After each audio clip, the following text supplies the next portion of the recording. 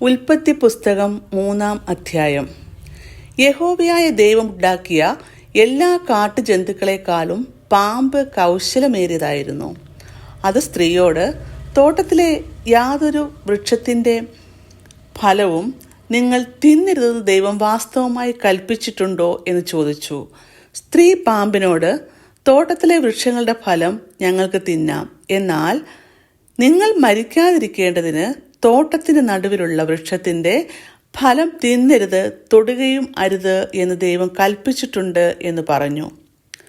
പാമ്പ് സ്ത്രീയോട്, നിങ്ങൾ മരിക്കയില്ല, നിശ്ചയം. അത് തിന്നുന്ന നാളിൽ നിങ്ങളുടെ കണ്ണു തുറക്കുകയും നിങ്ങൾ നന്മ തിന്മകളെ അറിയുന്നവരായി ദൈവത്തെപ്പോലെ ആകുകയും ചെയ്യും എന്ന് ദൈവം അറിയുന്നു എന്ന് പറഞ്ഞു. ആ വൃക്ഷഫലം തിന്നുവാൻ നല്ലതും കാണുവാൻ ഭംഗിയുള്ളതും ജ്ഞാനം പ്രാപിപ്പാൻ കാര്യവും എന്ന് സ്ത്രീ കണ്ടു. ഫലം പറിച്ചു തിന്നു, ഭർത്താവിനും കൊടുത്തു, അവനും തിന്നു. ഉടനെ ഇരുവരുടെയും കണ്ണു തുറന്നു, തങ്ങൾ നഗ്നരെന്ന് അറിഞ്ഞു.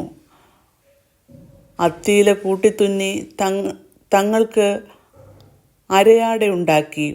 വെയിലാറിയപ്പോൾ യഹോവയായ ദൈവം തോട്ടത്തിൽ നടക്കുന്ന ഒച്ച അവർ കേട്ടു. മനുഷ്യനും ഭാര്യയും യഹോവയായ ദൈവം തങ്ങളെ കാണാതിരിക്കാൻ തോട്ടത്തിലെ വൃക്ഷങ്ങളുടെ ഇടയിൽ ഒളിച്ചു. യഹോവയായ ദൈവം മനുഷ്യനെ വിളിച്ചു, നീ എവിടെ എന്ന് ചോദിച്ചു.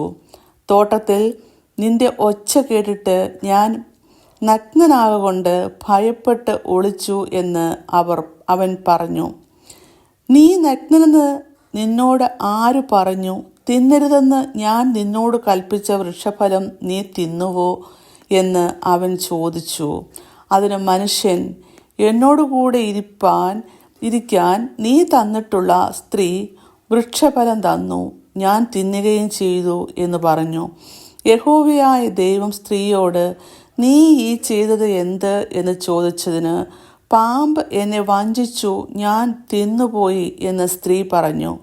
യഹോവയായ ദൈവം പാമ്പിനോട് കൽപ്പിച്ചത്, നീ ഇത് ചെയ്തതുകൊണ്ട് എല്ലാ കന്നുകാലികളിലും എല്ലാ കാട്ടുമൃഗങ്ങളിലും വെച്ച് നീ ശപിക്കപ്പെട്ടിരിക്കുന്നു. നീ ഉരസുകൊണ്ട് ഗമിച്ച് നിന്റെ ആയുഷ്കാലമൊക്കെയും പൊടി തിന്നും.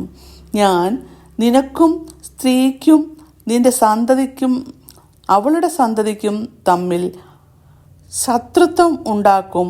അവൻ നിന്റെ തല തകർക്കും, നീ അവൻ്റെ കുതികാൽ തകർക്കും. സ്ത്രീയോട് കൽപ്പിച്ചത്, ഞാൻ നിനക്ക് കഷ്ടവും ഗർഭധാരണവും ഏറ്റവും വർദ്ധിപ്പിക്കും. നീ വേദനയോടെ മക്കളെ പ്രസവിക്കും. നിന്റെ ആഗ്രഹം നിന്റെ ഭർത്താവിനോടാകും, അവൻ നിന്നെ ഭരിക്കും. മനുഷ്യനോട് കൽപ്പിച്ചത്, നീ നിന്റെ ഭാര്യയുടെ വാക്ക് അനുസരിക്കുകയും തിന്നരുതെന്ന് ഞാൻ കൽപ്പിച്ച വൃക്ഷഫലം തിന്നുകയും ചെയ്തതുകൊണ്ട് നീ നിമിത്തം ഭൂമി ശപിക്കപ്പെട്ടിരിക്കുന്നു. നിന്റെ ആയുഷ്കാലം മുഴുവനും നീ കഷ്ടതയോടെ അതിൽ നിന്ന് ആഹോവൃത്തി കഴിക്കും. മുള്ളും പറക്കാരെ നിനക്ക് അതിൽ നിന്ന് മുളയ്ക്കും. വയലിലെ സസ്യം നിനക്ക് ആഹാരമാകും.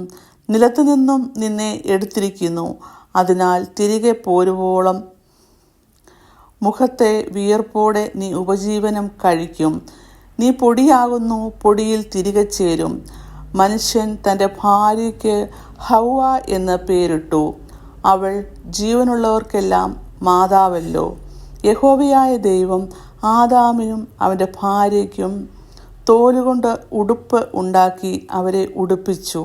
യഹോവയായ ദൈവം മനുഷ്യൻ നന്മ തിന്മകളെ അറിയുവാൻ തക്കവണ്ണം നമ്മിൽ ഒരുവനെ പോലെ ആയിത്തീർന്നിരിക്കുന്നു. ഇപ്പോൾ അവൻ കൈനീട്ടി ജീവവൃക്ഷത്തിൻ്റെ ഫലം കൂടി പറിച്ചു തിന്ന് എന്നേക്കും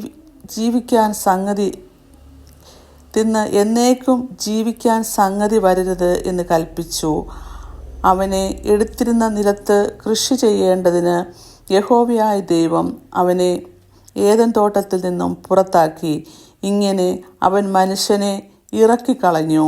ജീവന്റെ വൃക്ഷത്തിലേക്കുള്ള വഴി കാക്കുവാൻ അവൻ ഏദൻ തോട്ടത്തിന് കിഴക്ക് കെരൂബുകളെ തിരിഞ്ഞുകൊണ്ടിരിക്കുന്ന വാളിൻ്റെ ജ്വാലയുമായി നിർത്തി. ഇങ്ങനെ 3-ാം അധ്യായം അവസാനിക്കുന്നു.